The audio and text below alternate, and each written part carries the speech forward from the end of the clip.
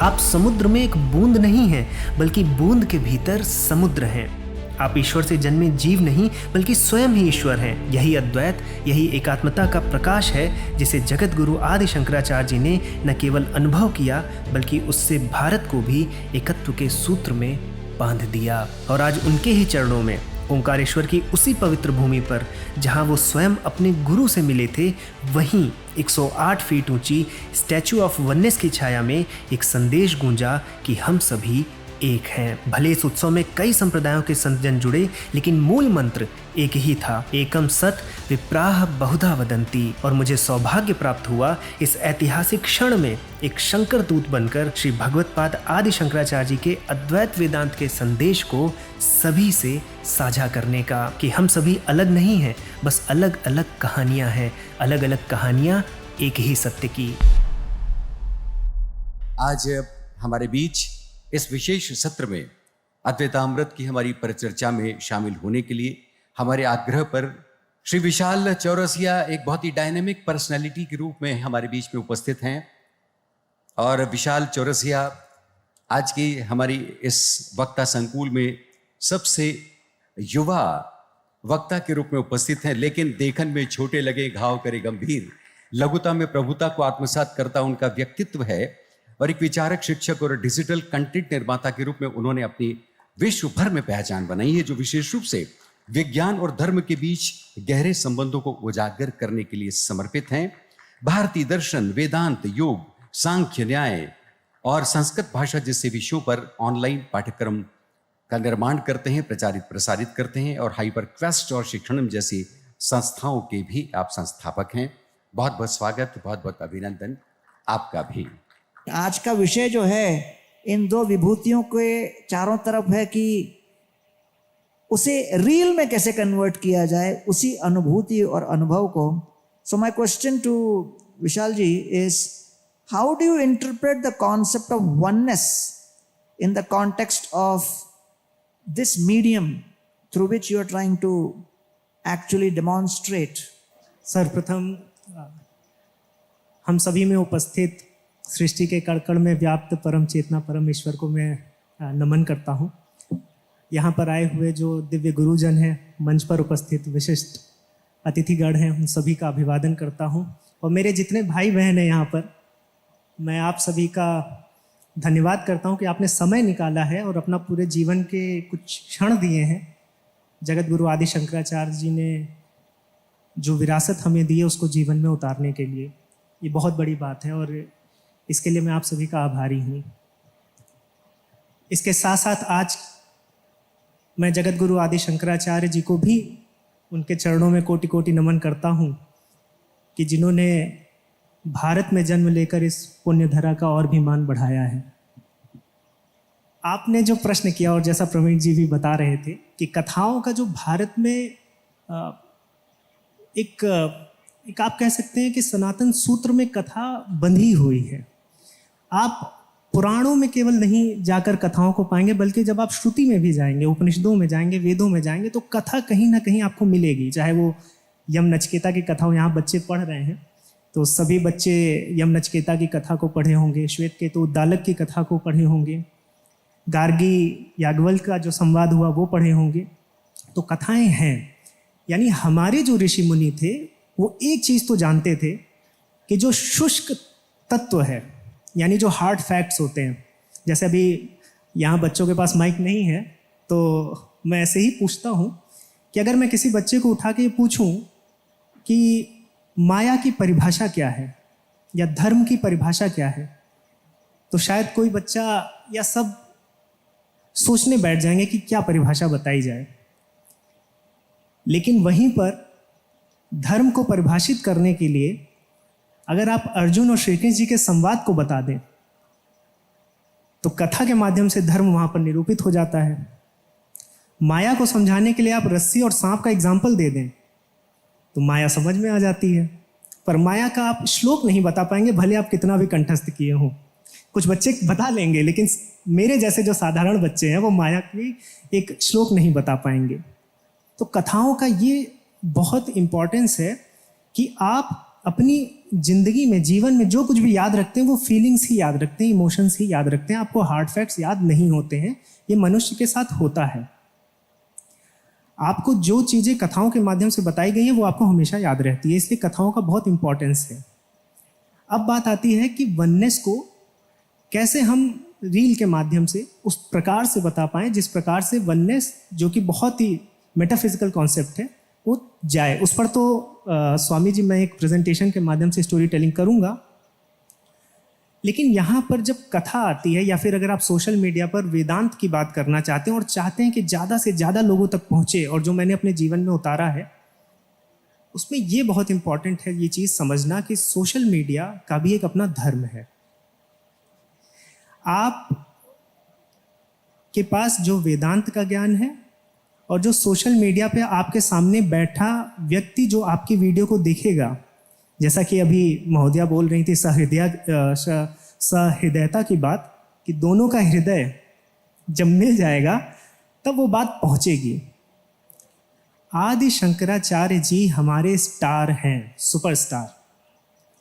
ये पूरे भारत देश को समझना पड़ेगा। आप कोई भी सुपरस्टार जो टीवी पर या फिर आपको इंस्टाग्राम पर दिखता है, उसके पीछे पूरी पीआर लगी होती है जो उसके पूरे जीवन को तो भले नहीं बताती, लेकिन कुछ कुछ चीज़ों को आपको दिखाती जाती है किसी न किसी माध्यम से, और आप उसको सुपरस्टार मानते हैं। जगत गुरु आदि शंकराचार्य जी कैसे सुपरस्टार हैं, ये बात आप शंकर दूतों को समझना पड़ेगा। आपको जब एलॉन मस्क की कहानी बताई जाती है, आपको जब जेफ बेजोस की कहानी बताई जाती है, तो आप बहुत तेजी से सुपरस्टार मानते हैं। लेकिन जब जगत गुरु आदि शंकराचार्य के विषय में बताया जाता है कि मात्र 30 वर्ष की आयु में उन्होंने 4 धामों की, मठों की, पूरे देश में, उस समय फ्लाइट नहीं थी, उस समय ट्रेन नहीं थी, उस समय वो जाकर चारों कोनों में ऐसी व्यवस्था करते हैं कि सनातन एक मत होकर एकता के साथ आगे बढ़े। 30 वर्ष की आयु में, मैं 32 वर्ष का हूँ, 30 वर्ष की आयु में वो करके गए। पहला तो ये कि वो उनसे बड़ा एंटरप्रेन्योर नहीं हो सकता। तो हमारे बच्चों को ये समझना चाहिए कि जब एंटरप्रेन्योरशिप की बात आएगी तो एलॉन मस्क, जेफ बेजोस हैं, लेकिन उसके पहले आप जगत गुरु आदि शंकराचार्य जी की बात करिए। फिर जब साइंस की बात आएगी तो जगत गुरु आदि शंकराचार्य जी ने आइंस्टाइन के पहले ये दिखाया, जैसे कि आइंस्टाइन भी ये मानते थे, मैं किसी की यहाँ पर अनादर नहीं कर रहा हूँ, मैं बस एक कंपैरिजन इसलिए कर रहा हूँ कि हम अपने संतों, वैज्ञानिकों को थोड़ा कमतर आंकने इसलिए लगते हैं क्योंकि हमें सही से बताया नहीं गया है। आइंस्टाइन का भी ये मानना था कि थॉट एक्सपेरिमेंट से हम सब कुछ जान सकते हैं। हम एक रूम में बैठकर चीज़ों पर चिंतन करके, लगातार चिंतन करके हम चीज़ों का अर्थ समझ सकते हैं, बड़े से बड़े सत्य तक पहुंच सकते हैं। उन्होंने ऐसे ऐसे थॉट एक्सपेरिमेंट किए कि 30-40 साल बाद, 50 साल बाद वो सब जब एक्सपेरिमेंट हुआ तो वो सब ट्रू निकला। एक मेथडोलॉजी हमें जगत गुरु आदि शंकराचार्य जी ने पहले ही दिखा दी कि चिंतन से, ध्यान से उस सत्य तक पहुंचने का एक मार्ग और है। आज हमारे पास उस सत्य तक पहुंचने का एक मार्ग विज्ञान है, विज्ञान मार्ग है। विज्ञान सत्य नहीं है, विज्ञान मार्ग है, एक रास्ता है, एक मेथडोलॉजी है जिसमें हम कुछ हमारी चीज़ें हैं जिनको हम करते हैं और उससे हम सत्य तक पहुंचते हैं। ऐसा ही एक रास्ता जगत गुरु आदि शंकराचार्य जी ने बहुत पहले दिया। वो उन्होंने इंटरनल वे दिया, एक ध्यान का माध्यम दिया।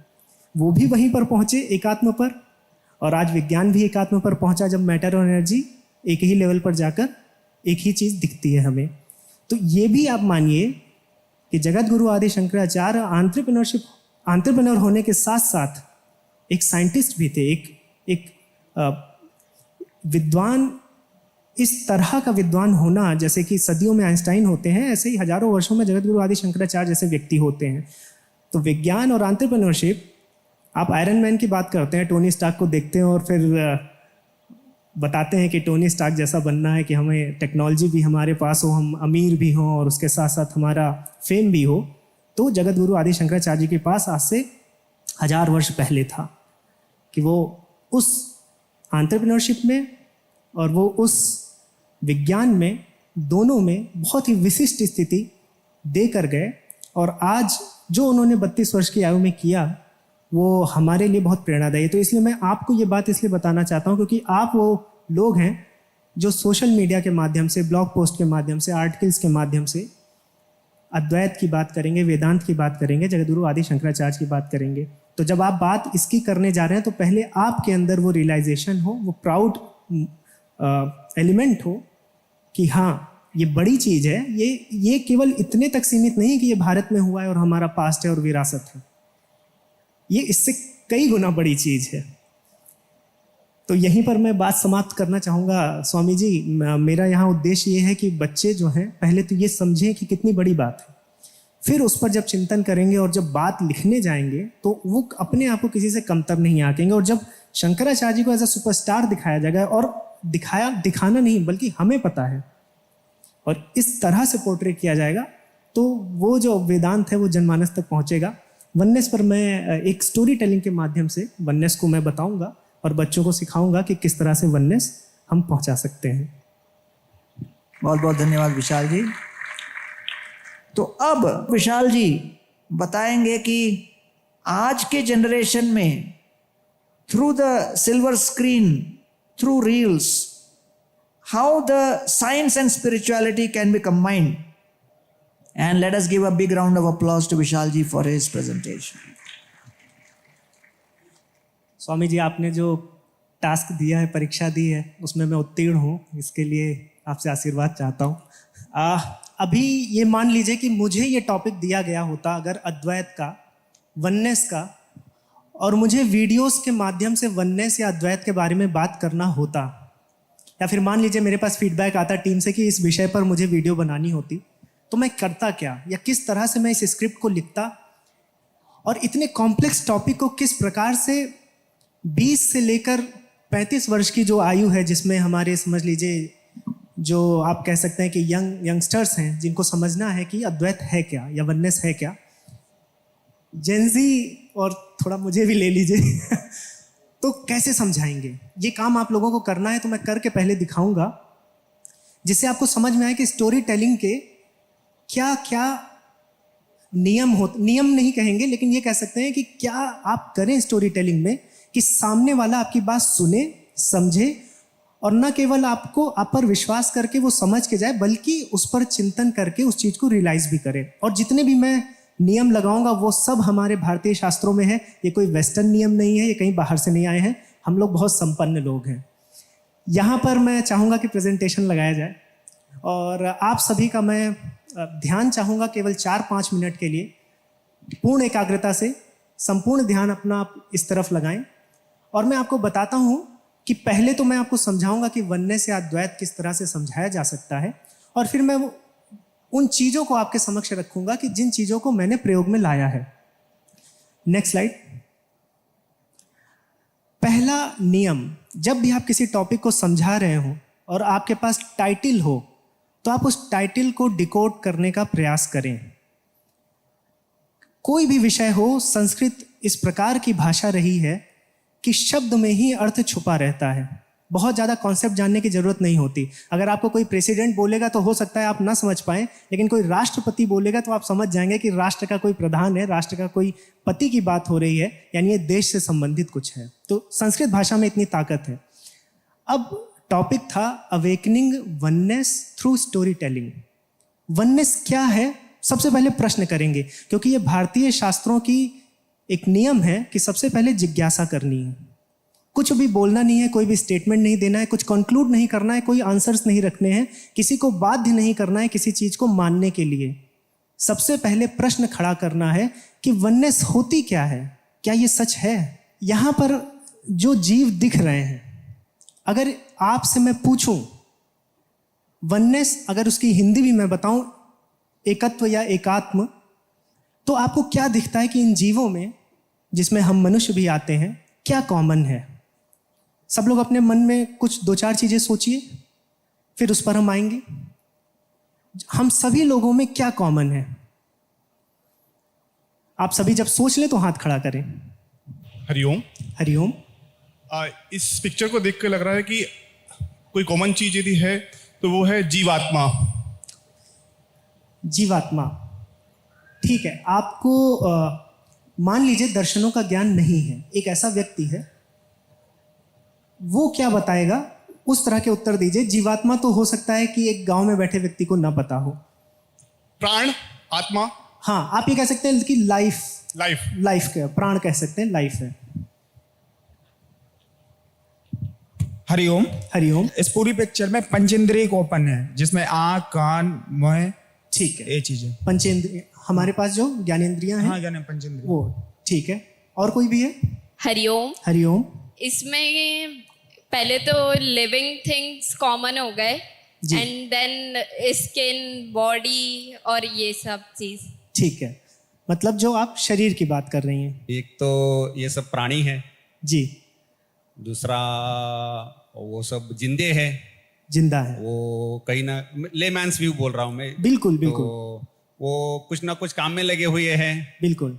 और वो सब उनका कुछ ना कुछ एक आकार उकार है, आकार है।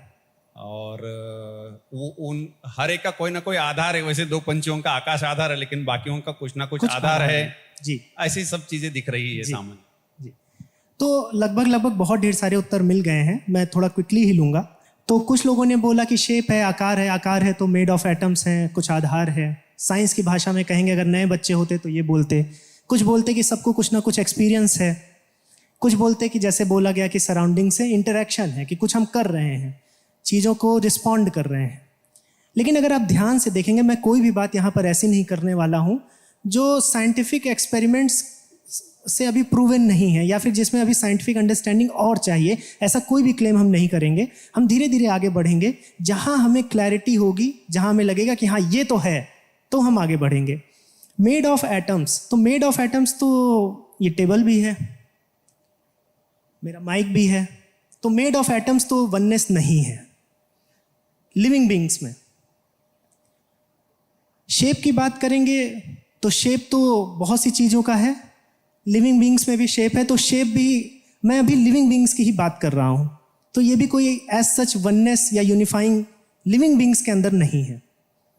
एक्सपीरियंस की बात करेंगे तो हम प्रूव ही नहीं कर सकते हैं कि सिंगल सेल भी एक्सपीरियंस करती है क्या, या पेड़ पौधे एक्सपीरियंस करते हैं क्या। तो हम ये नहीं प्रूव कर सकते, इसलिए हम एक्सपीरियंस को भी अभी यहाँ छोड़ देते हैं।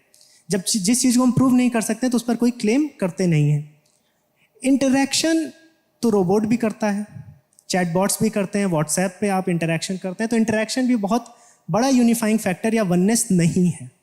बहुत ज़्यादा जब आप सोचेंगे, बैठेंगे, विचारेंगे कि हम सब में क्या कॉमन है, तो आपको एक चीज़ पता चलेगी। जो बोला है कुछ लोगों ने कि हम सब जिंदा रहना चाहते हैं। ये सिंगल सेल भी चाहती है, वो भी फेवरेबल कंडीशंस में जाती है, वो भी एसिडिक एनवायरनमेंट को छोड़ के हटती है। सिंगल सेल भी अपने सर्वाइवल के लिए कुछ ना कुछ करती है। तो हम सभी चीज़, जितनी भी लिविंग चीज़ है, वो सर्वाइवल के लिए किसी ना किसी तरह से स्ट्रगल या स्ट्राइव करते हैं। ये हमारी वननेस में हम मान सकते हैं, क्योंकि ये साइंटिफिकली भी प्रूवन है कि कोई भी अगर लिविंग बीइंग है, इनफैक्ट सिंगल सेल क्यों ना हो, जीवन की जो न्यूनतम इकाई है, तो वो भी कहीं ना कहीं जब भी इन्वायरमेंट को रिस्पॉन्ड करती है तो इस तरह से करती है कि उसका सर्वाइवल हो पाए। वो मरना नहीं चाहती, भले उसके पास इच्छा हमारे जैसी इच्छा ना हो, लेकिन वो मरने के लिए काम नहीं करती है। तो सर्वाइवल हमारा कॉमन यूनिफायर है। Every living being strives to survive. तो हम क्या चाहते हैं? मैक्सिमाइज करना चाहते हैं अपने सर्वाइवल को। हम सुख चाहते हैं। सुख, हम ये नहीं कह रहे हैं कि हमें एसी में ही बैठना है, लेकिन हम ये कह रहे हैं कि सुख में ऐसी चीज़ें जो हमारे सर्वाइवल के लिए, आनंद के लिए, शांति के लिए, स्वास्थ्य के लिए, हितकारी वातावरण के लिए हमें चाहिए। हम दुख नहीं चाहते। कोई भी लिविंग बीइंग दुख नहीं चाहती।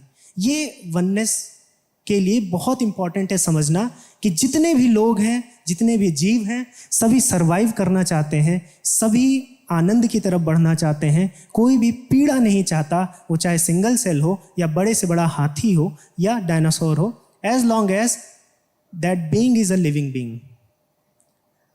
अब सर्वाइवल की जब बात आती है तो हम एक चीज पर पहुंच गए कि सर्वाइवल जो है वो वननेस है। सर्वाइवल को डिकोड करते हैं। सर्वाइवल क्या है? सर्वाइवल है कि हम एग्जिस्ट करना चाहते हैं, यही चीज।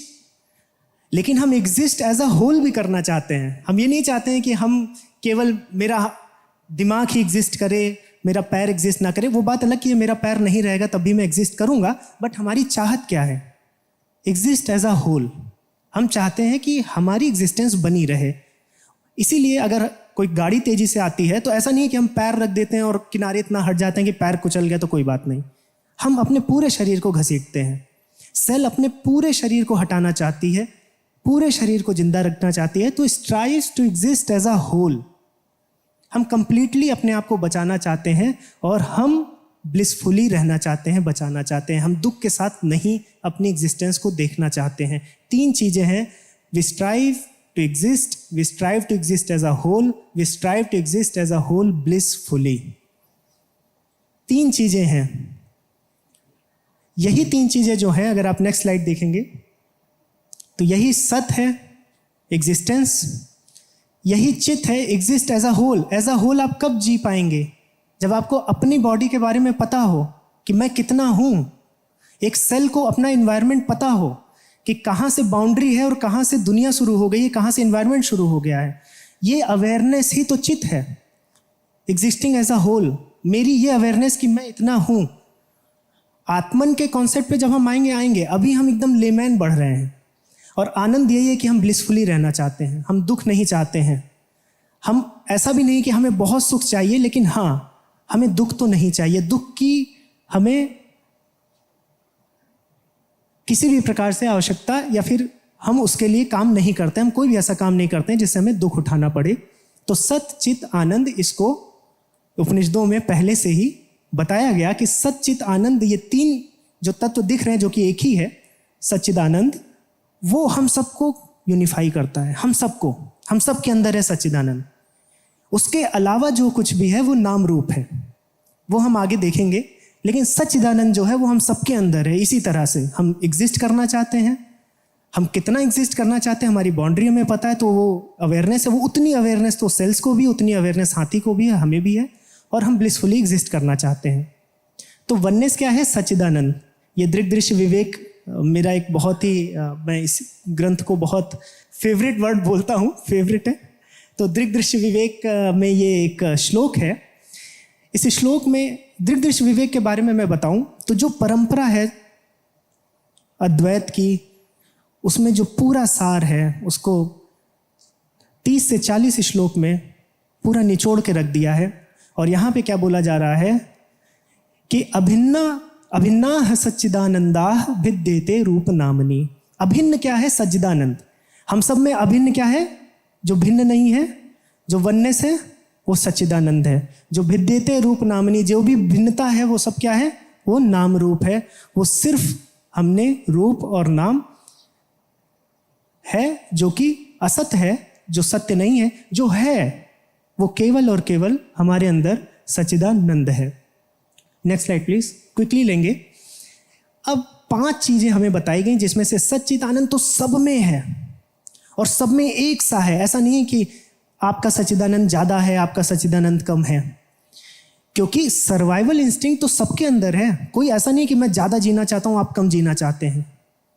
तो सच्चिदानंद जो है वो इक्वली है, सब में है, यूनिवर्सल है।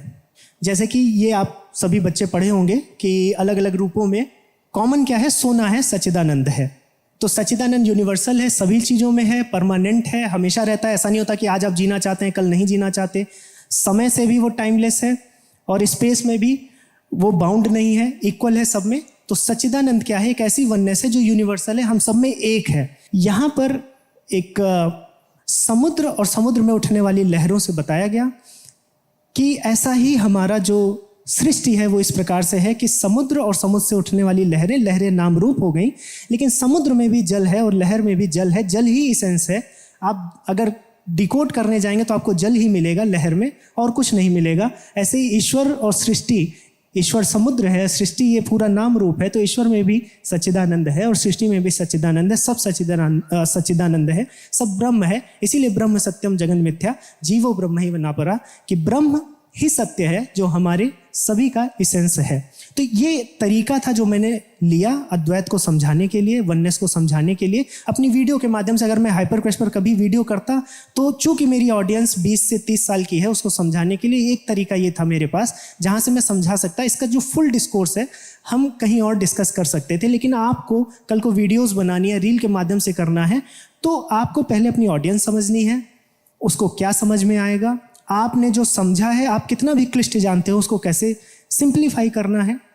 लेकिन सिंप्लीफाई करने के साथ साथ रैशनल रहना है, कोई भी अंधविश्वास, कोई भी गलत चीज़ नहीं फैलानी है और उस हिसाब से आपको अपनी बात रखनी है। तो स्टोरी टेलिंग में जो मैंने कुछ चीज़ें बस 1 मिनट लूँगा जो एम्प्लॉय की है। पहला ये कि आपको हमेशा जिज्ञासा से प्रारंभ करना है। हमारे भारतीय शास्त्र अथा तो ब्रह्म जिज्ञासा की बात करते हैं, हमारा वेदांत बात करता है, तो हमें जिज्ञासा से ही प्रारंभ करना है। कभी भी कोई फाइनल स्टेटमेंट नहीं देना है। आप कल को वीडियोस बनाएं, आर्टिकल्स बनाएं, आप कल को कहीं किसी भी मंच पे बात करें, आप जिज्ञासा, जो सामने वाले का पेन है, प्रॉब्लम है, क्वेश्चन है, जो उसकी नीड है, उससे आप शुरू करें और उसके बाद आप लॉजिक, रीजनिंग लगाते जाएं और एंड में उसको करके दिखाएं, बोले नहीं, शो करके दिखाएं। तब इससे श्रद्धा आती है और इसमें आप न्याय दर्शन का सहारा ले सकते हैं। पंच अवयव अगर आपको पढ़े हो तो पंच अवयव, प्रतिज्ञा होती है, हेतु होता है, फिर आप उदाहरण देते हैं, उपनय करते हैं, निगमन करते हैं। तो एक प्रोसेस है। सेम प्रोसेस को आप स्टोरी टेलिंग में लगाइए और डेफिनेटली वो इंगेजमेंट, वो हुक क्रिएट होगा। आप जब लॉजिकल एक रीजनिंग के साथ आगे बढ़ेंगे तो लोग इंगेज रहेंगे, जैसे मैंने आपको इंगेज किया। और अंत में जब आपको रियलाइजेशन होगी तो वो चीज़ उसके साथ टिकेगी, वो इमोशनल उसके अंदर एक कह सकते हैं रिस्पॉन्स आएगा और उसके बाद उस चीज़ को लेकर वो आगे बढ़ेगा। तो स्टोरी टेलिंग में हमेशा याद रखिएगा ये 2-3 चीज़ें हैं। इसके अलावा बहुत ढेर सारी चीज़ें हैं। मंच पे अभी समय कम है और मैं आप सभी लोगों का आभारी हूँ और गुरुजनों का आभारी हूँ जो मुझे इतना समय दिए जहाँ मैं कुछ एक्सप्रेस कर सका, जो मैं सीखा हूँ 2-3 सालों में, वो आप सभी को बता सका। आप सभी का बहुत बहुत धन्यवाद।